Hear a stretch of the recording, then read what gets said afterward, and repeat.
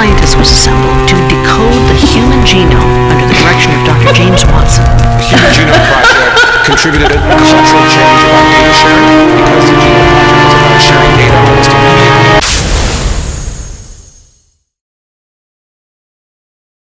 Assalamualaikum, lapar po. Rumus episod yang kelima. Atas permintaan ramai yang mesej kita di Telegram dan juga WhatsApp, minta supaya buat juga Rumus. Kita dah siap 4 episod. Kita cerita pasal Illuminati, kita cerita pasal segitiga bermuda, kita cerita pasal misteri Mona Fendi, dan juga kita cerita pasal apa satu ni? Dan kita cerita pasal Bunian. Dan 4 episod tu telah dikupas dan kami harap audien terima dan terhibur lah. Kita ulang lagi sekali, segmen Rumus ni ialah satu perbincangan yang sumbernya pun entah sebenarnya daripada mana. Semuanya ialah rumus. Dan pada hari ni, di episod yang baru ni, kita bersama dengan seorang kawan baru saya, yang mana kawan lama itu Efika telah pun orang kata apa, berehat sebentar. Jadi kita ganti dengan Birah dia. Allah, lebih kantoi. Ya. Assalamualaikum. Ya. Saya pun rasa bangga lah dapat bersama dengan Abu Mamu. Senang untuk kita duduk sebelah dalam segmen susah nak dapat duduk sebelah saya. Okey. Jadi aku American juga, kalau siapa pernah tengok di Laparpo, pernah mengendalikan satu segmen itu Mat Seram, dia menceritakan cerita-cerita seram. Tak nak siapa tahu lagi. Ada boleh, jadi boleh pergi tengok di YouTube dan juga Facebook Laparpo. Dan hari ni kita nak bincang satu benda yang aku rasa sangat sensasi di YouTube dan blog. Ya. Satu lagi cabang daripada topik Illuminati, Akmal. Ya. Iaitu 5 agenda utama yang dikaitkan dengan Illuminati. Betul. Dan topik yang dipilih pada episod kali ini ialah satu daripada 5 tu. Kita akan buat 5 episod tentang 5 agenda utama Illuminati ni. Dan hari ini kita akan bercakap tentang Genome Project. Genomics has fundamentally changed the way we do science. It brought the notion of team science and collaboration to biology. So at the beginning of the Human Genome Project, we got it right of bringing in the social scientists, the ethicists, the lawyers, and we now have helped to provide a whole generation of scientists that are focusing on the ethical and social issues of genomics. Yang kita selalu dibaca, yang kita tengok video yang ada di mainstream punya media sekarang ni, Genome Project ni ialah just satu projek yang nak mencari DNA yang special, yang ada keistimewaan tertentu. Sebagai contoh macam ilmu matematik didominan oleh orang Cina macam tu kan. So dia ada keturunan ni, dia dominan, dia pandai dalam bab ni kan. Kononnya macam tu. Tapi sebenarnya yang kita cuba cari dan kita cuba cakap pada hari ni, Genome Project ni merupakan satu agenda Illuminati. Now, this is the work of a brilliant team. There were many heroes like Jim Kent, and there were many leaders all around the world who set aside institutional boundaries, national boundaries, to work shoulder to shoulder on this fundamental project. This was the Human Genome Project Radical Collaboration. Kacukan ini kebanyakannya yang diguna pakai, yang kita dengar, ialah daripada bangsa Israel, dan dia nak kacuk kepada satu bangsa yang dikatakan The Lost Tribe. So yang Lost Tribe, The Lost Tribe ni pula dikaitkan kononnya dengan bangsa kita. So kira lah ni yang nak kata Lost Tribe ni, bangsa Melayu ni, mereka nak kaitkan sebab apa? Bangsa Melayu ni genius ke ataupun? Yes, sebab bangsa Melayu ada keistimewaan dan dia ada kaitan tau. Kalau kita tengok dalam beberapa video sebelum ni adalah ustaz-ustaz dan juga sumber yang kita tengok, kaitan bangsa Melayu ni dikatakan ialah bangsa daripada isteri Nabi Ibrahim yang ketiga. Keturunan dia tu. Sampai kan ada cerita, rumus, ada cerita. Yang ni aku dah dengar. Okey, cerita mana yang apa yang aku faham, apa aku pernah dengar. Dimana Nabi Ibrahim dia pernah jejak dekat bumi kita Nusantara ni untuk mencari isteri ketiga dia. Dan bila kira dia nak melawat lah cucu cicit dia, dan dia pun ada tinggalkan jejak. Di mana jejaknya adalah dia tinggalkan sebilah keris. Dia bukan keris, tapi dia ialah tanduk. Apa? Tanduk apa yang macam bentuk lock keris? Binatang apa? Rusa atau kijang. Sebab itulah Cik Siti Wang Kembang tanda serendah sekebun bunga menjadikan binatang ini sebagai perlambangan negeri jalankan. Kenapa dia membuat kota dia di Gua Musang bukan di Kota Baru? Gua Musang apa ada? Hutan dan gua. Apa yang dia nak? Sama dengan cucunda dia Rasulullah sallallahu alaihi wasallam. Dia ingin bertahanus di gua-gua tersebut. Pada keturunan isteri ketiga Nabi Ibrahim tu jadilah bangsa Melayu di Nusantara ni.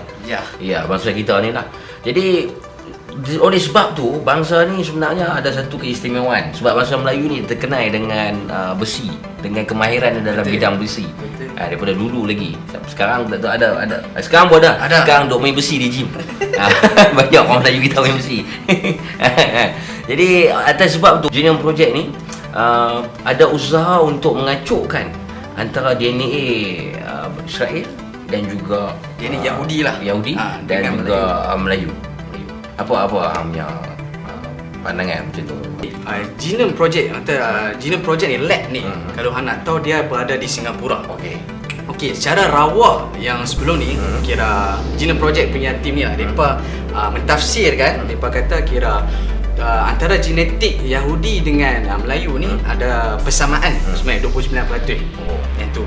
Tapi bila dia depa match tu lah. Ya, match. Tapi bila depa laksanakan dekat Singapura, depa temui yang mana genetik bangsa Yahudi ni dengan Melayu kita ni lebih. Sebanyak 69%. So dia ada persamaan banyak antara tu official lah bila dia test di Singapura tu 69%. Banyak tu. Patut ramai kawan-kawan aku perangai Yahudi. Kita duk kata berwarga Yahudi, kita kira ada. Kita lah Yahudi. Ada. Aku bukan. Saya mamak. Scientists in Singapore have completed a DNA study on Peranakan Singaporeans as part of a project to help find their ancestry, and the results will be released in August at a public forum at the ASEAN Civilization Museum. Untuk kita faham tentang Genome Project asal usul daripada apa nama Genome Project ni, ada satu Dr. Ralph Olson. Dia ada buat satu hipotesis yang mana adalah hipotesis dia tu mendapat satu keputusan bahawa keturunan Nabi Yusuf sebenarnya berada di Nusantara.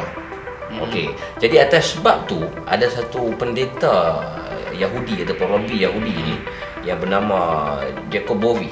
Dia ni bukan pengasas biskut Jacob tu lah, bukan orang ni. Nak macam bola. Bukan Jacob Bowie ni dia nak mengesahkan hipotesis ni. Jadi lahirlah projek Genome Project. Yes, faham tak? Dia ni semua memang terang-terangan ialah agenda utama Illuminati lah. Sebab Illuminati sangat dikaitkan dengan Yahudi apa ni semua ni. Tapi aku pelik pasal apa mereka nak sangat genetik bangsa Melayu ni. Apa yang dahsyat sangat dengan bangsa kita ni? Bismillahirrahmanirrahim. Saya Dr. Rohaida bersama Prof. Hashim. Kami buat penyelidikan sebenarnya. Belum terfikir nak buat buku. Kami ingat nak buat dokumentari tentang Hang Tuah, tentang mendamberahi kapal dia. Kemudian bila nak buat sesuatu tu kita kena buat kajian kan. Jadi saya buat kajian dulu tentang penemuan keris di Jepun. Kami pun tak dapat pasti itu keris Melaka. Tapi saya berhubung dengan Kementerian Pendidikan Jepun. Kebetulan saya boleh berbahasa Jepun. Mereka kata bukan saja keris, kita ada buku yang dipanggil Rekidai Hoan. Rekidai Hoan ni ialah catatan kerajaan Jepun dulu bernama Ryukyu di bawah jajahan Cina tentang perjalanan Maharaja di sana. Buku tu ditulis dalam tempoh 444 tahun daripada 1414 rasanya sehingga 444 tahun ditulis. Dia kata dalam itu ada 10 pucuk surat perhubungan diplomatik antara kerajaan Ryukyu dengan kerajaan Melaka.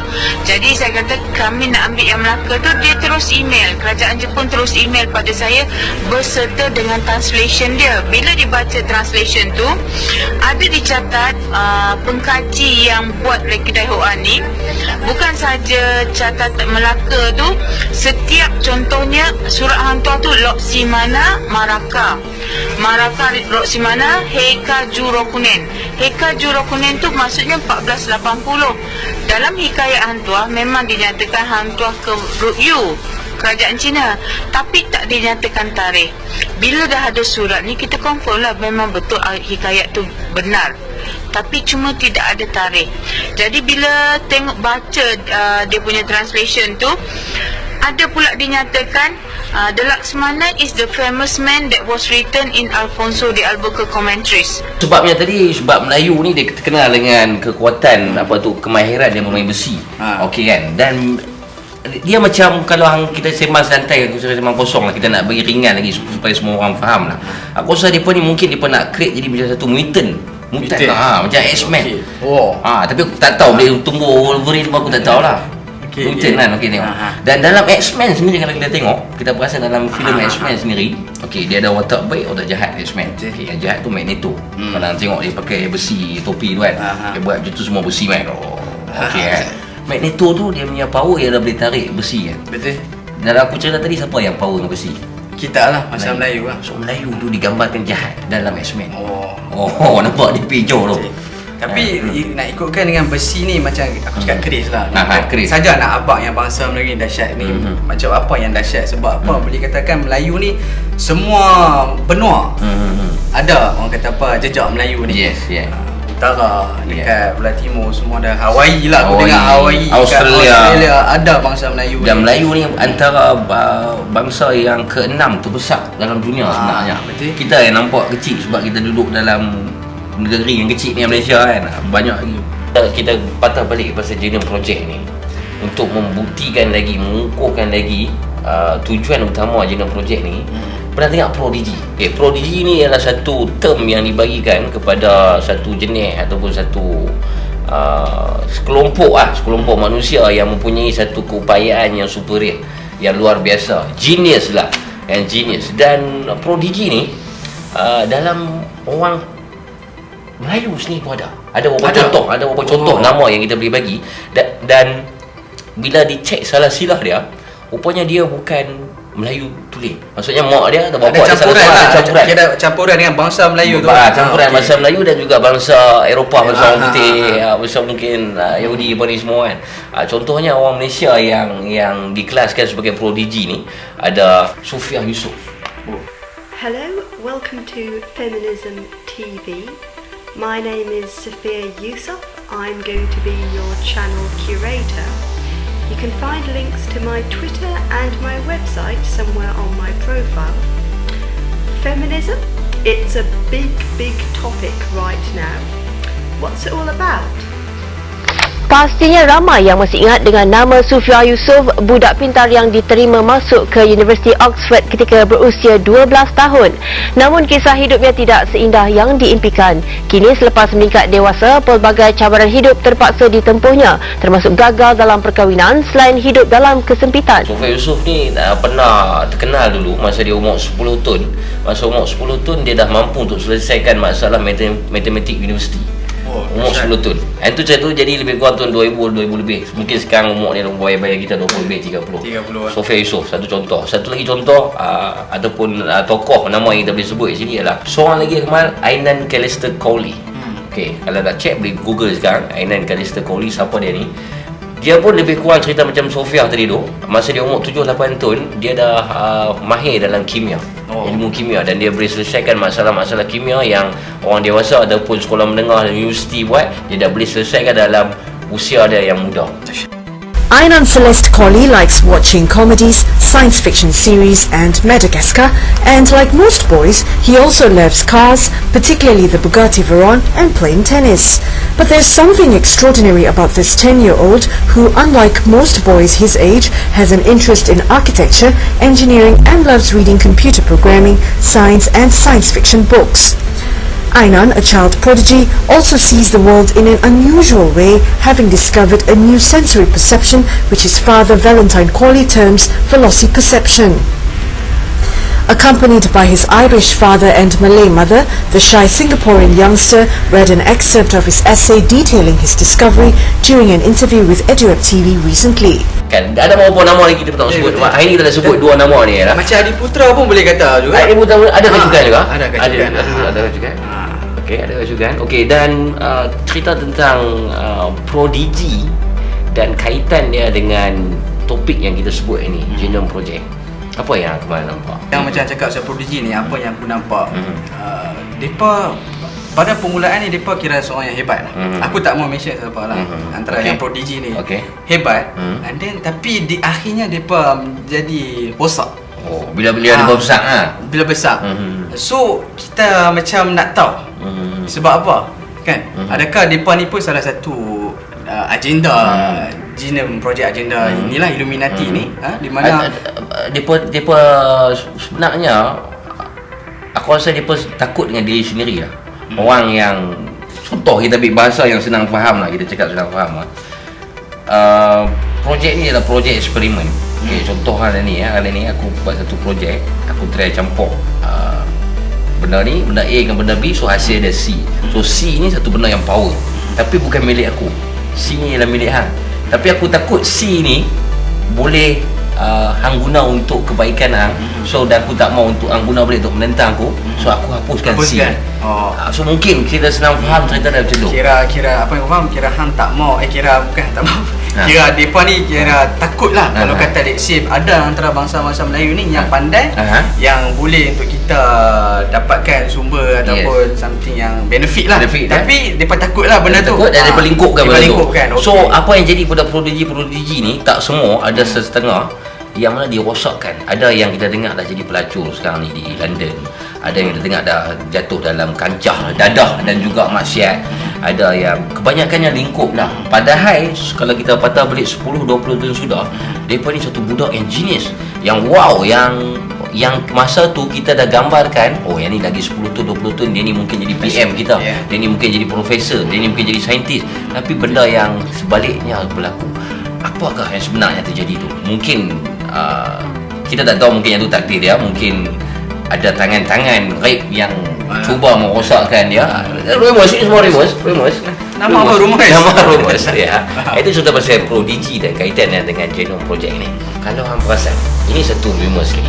Aku rasa apa yang aku nak cakap ni agak menarik aku rasa. Kalau kita perasan dalam 10 tahun dalam 10 tahun sudah, 15 tahun sudah, semasa Genome Project ni dilancarkan ataupun dipikir oleh ahli-ahli Illuminati ni, waktu tu di sini banyak lelaki lokal yang kahwin dengan perempuan mak saleh. Lelaki lokal kahwin dengan perempuan mak saleh. Okey, Indonesia dan juga Malaysia, lelaki Nusantara lah. Mungkin kita dengar ada satu berita yang katakan time tu Illuminati dah hantar perempuan-perempuan yang cantik, seksi, orang putih, orang Nepal ni semua main ke sini untuk mengurat. Kira perempuan mak saleh kahwin lelaki dulu. Betul lah dulu tak dengar perempuan mak saleh kahwin dengan lelaki Melayu. Sebenarnya apa dia tujuan tu pada sekali berkahwin dan mereka dapat anak, sebenarnya mereka nak gen. Mereka nak gen Melayu campur dengan gen tu untuk jadikan Genome Project ni. Faham tak? Tapi benda tu mungkin aku dengar cerita macam tak apa nak menjadi, so mungkin ada problem atau isu apa. Sekarang ni dia berubah beralih. Sekarang ni lelaki orang putih pula yang banyak main sini kahwin dengan perempuan kita. Betul. Ada perasan tak benda tu? Ada. Mungkinkah ini satu sebahagian agenda Illuminati dalam Genome Project ataupun dia jodoh dah orang-orang alam memang dah memang jodoh orang hidup. Dan dia kita cakap lagi ada mungkin penonton kita yang lelaki dia orang putih, bini dia Melayu, kata pandai-pandai bani Illuminati. Kalau negro macam mana? Yang tu bukan Genome Project dah tu. Kita tak tahu, kita cari mungkin kita dengar benda ni macam kebetulan. Tapi mungkin juga ini ialah agenda Illuminati. Dia pernah dapatkan gen macam tu. Apa pendapat anda macam tu? Pendapat aku lah, kira nak kata kalau tengok dari segi mereka nak gabungkan antara gen Yahudi ni dengan Melayu ni, aku rasa ada persamaan dia. Sebab apa? Persamaan tu kalau kita perasan dari segi persamaan Melayu dengan Yahudi ni ada dari segi kepercayaan mistik.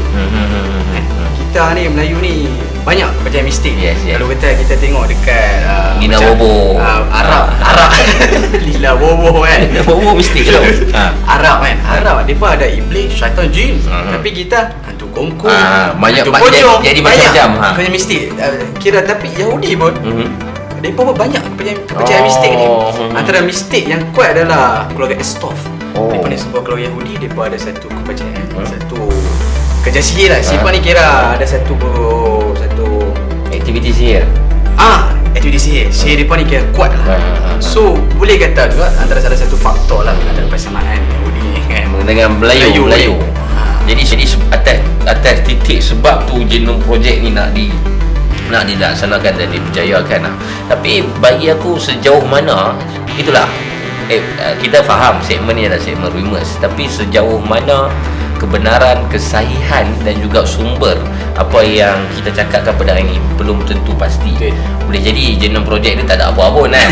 Tak ada pun fikir langkau jauh sampai ke macam ni. Kita sendiri yang terperasan macam tu kan. Boleh jadi juga kan. Jadi macam kesimpulan dia, sejauh mana kebenaran Genome Project ni memang macam cakap lah, kita tak tahu.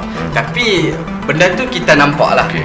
Kalau benda tu betul, apa pendapat Kalau kata benda tu betul, tujuan dia takut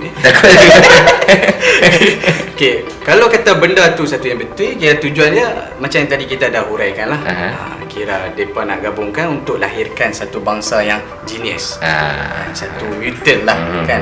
So yang tu matlamat mereka. Mungkin kita cuma ambil daripada sumber-sumber yang mana internet lah. Internet lah, sumber internet, YouTube, ahli agama. Itu kesimpulan yang kami boleh bagi untuk hari ini setakat sekarang. Dan ini ialah baru tajuk ataupun topik pertama dalam topik besar ni dah. Saya remind sekali lagi, topik besar kita ialah 5 agenda utama Illuminati.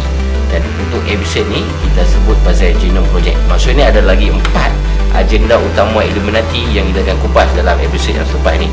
Kita bagi hint sikit, untuk episod seterusnya dalam Rumors kita akan sentuh topik The Blue Beam Project. Jadi apakah itu The Blue Beam Project? Jangan lupa untuk share video ni, subscribe kami di YouTube Lapalpo Production, dan follow Instagram Lapalpo Food, dan like page kami di Facebook Lapalpo. Terima kasih kerana menonton.